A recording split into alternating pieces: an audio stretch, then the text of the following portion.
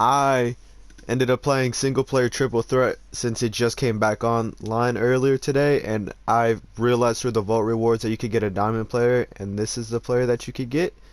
So I just want to showcase it because I wasn't able to find any stats on him, and obviously it's gonna be my first time seeing like how good this card is. So I'm gonna be going through the stats and just seeing like his badges and whatnot, and then I'm gonna be going through some gameplay. So like to some people who would want to know if this card is something they probably want to go for, then I guess why not. So also, if you guys want to know the rewards for the single player triple threat, here they are. Base League, triple threat award, all those. You need a certain amount of wins. You could get cards. You can get up to a Galaxy Opal Dominic Wilkins. You could also get like a Pink Diamond Serge Ibaka. So, yeah, these are all the wins that you need to gain all these players. You guys can slow them down if you want to see every single one of them like step by step, but if not, you guys can just like see what I'm going. But this, oh, Jason Williams, I don't know how I feel about that card. That emerald wasn't the greatest when I try to do that Dwayne Wade Spotlight Series challenge thing, scoring the 10 field goals with him. But here's that pink diamond card that I was talking about, and then if you go up, there's the Galaxy Opal Dominic Wilkins. But you need 1,000 wins for him. And yeah, oh, and the vault prizes, yeah, those are shown. I'm gonna go check out his card. All right, so he has an A in mid-range scoring, A plus. Oh no, A in inside scoring, A plus in mid-range scoring, A minus in 3-point. Yeah, you guys can see the gist of it. Seems to be a pretty good defender from the perimeter defense and a pretty like solid all-around player. So let's see, he is 6'4", so he probably won't be playing small forward for me, if anything. 92 offense, 79 offense. Let's go check out some of the badges. Or I guess we could just check the stats first so we can see, or attributes so we could see. Okay. Driving lamp 84. Okay.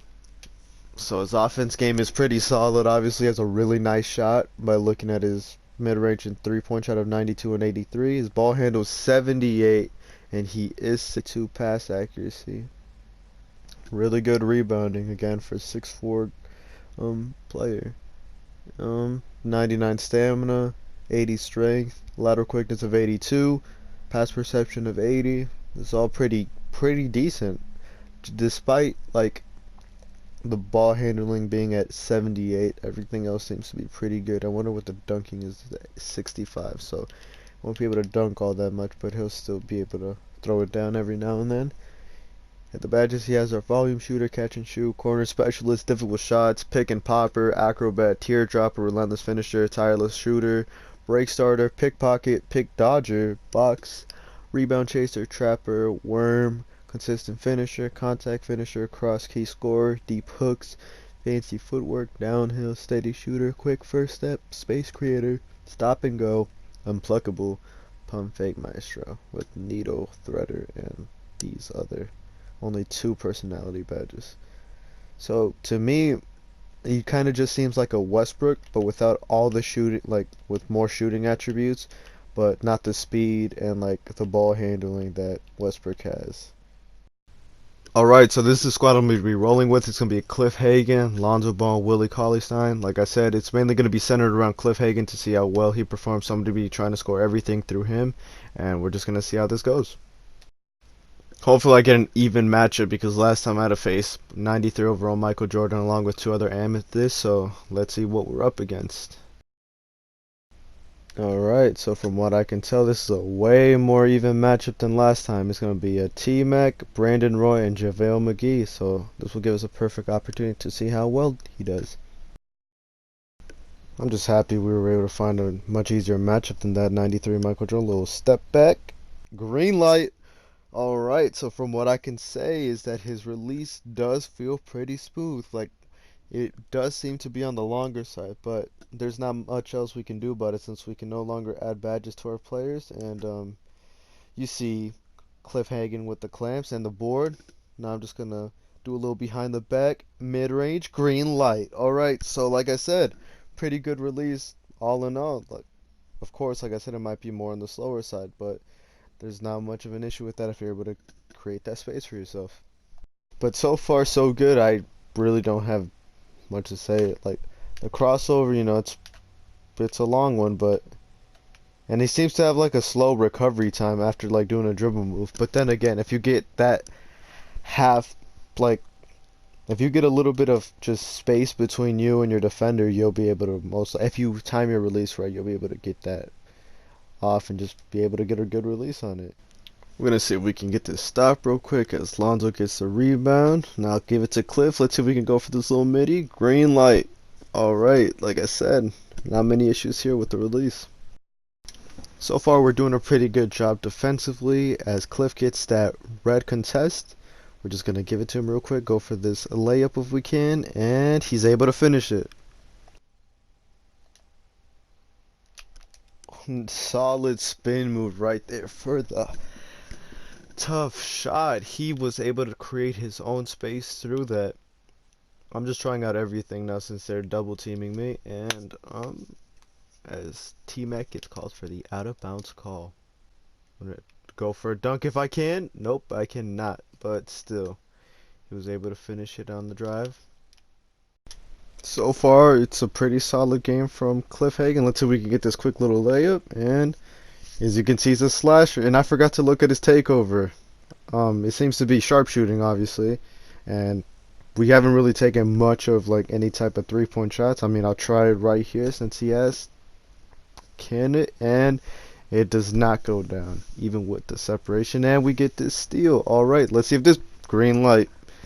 As you can see, we weren't able to get the takeover, unfortunately, but we were able to close off the game with, if I'm not mistaken, 20 points from Cliff Hagan. Unfortunately, we had to give up 2 to Willie Cauley's time because they started double teaming me at some point. So I thought, what was the risk? But we'll just take a look at his stats in a little bit to just see how he did. So as you can see, we dropped 20 points, 2 rebounds, 1 steal, 1 turnover. We went 9 for 15, 2 for 3 on 3-pointers. And yeah, in my opinion, he's not actually a bad card. His 78 ball handling might not be the, like, if I'm not mistaken, that's what his ball handling is like, 78 ball handling. I did realize he was able to create his own space and like gain that little separation to just pull off his shot, and with that he has a 92 mid-range and an 87 3-point shot along with a 94 close shot, and his driving layups 88. He's probably not going to dunk at all, especially since he's only 6'4" with a 65 driving dunk, but still, his slashing ability is pretty good along with his hot zones that are like all inside the 3-point area.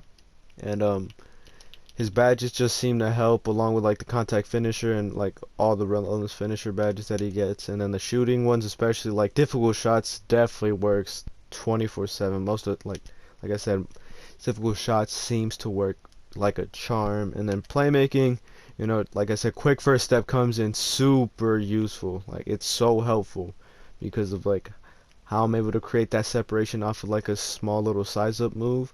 And then defense, he is pretty solid defensively. It's just like not much to say. I mean, for his height, he's gonna be pretty undersized because he's primary small forward, but secondary shooting guard. So I most preferably play him at shooting guard, so he doesn't get abused like strength-wise and whatnot, and like the height. But he has an A- steal, so that's not bad at all. Also like a B+ perimeter, or A perimeter. But yeah. All right. So Cliff Hagan. Is he worth to get? And to say the truth, most definitely yes. Okay, I'm gonna see how long it took me, how many games it took me to actually gain this card from Triple Threat. So it took me a total of 6 wins to unlock this card. First time I got the 10 tokens, and then second time I got the Cliff Hagan Diamond card. And so he is essentially a free diamond card after all, since it only took me around 6 games to unlock this card. But yeah, anyways, I hope you guys liked this little review of this diamond card. If you would like, comment, and subscribe, that would be greatly appreciated. Hope you guys enjoyed the video, and as always, until next time.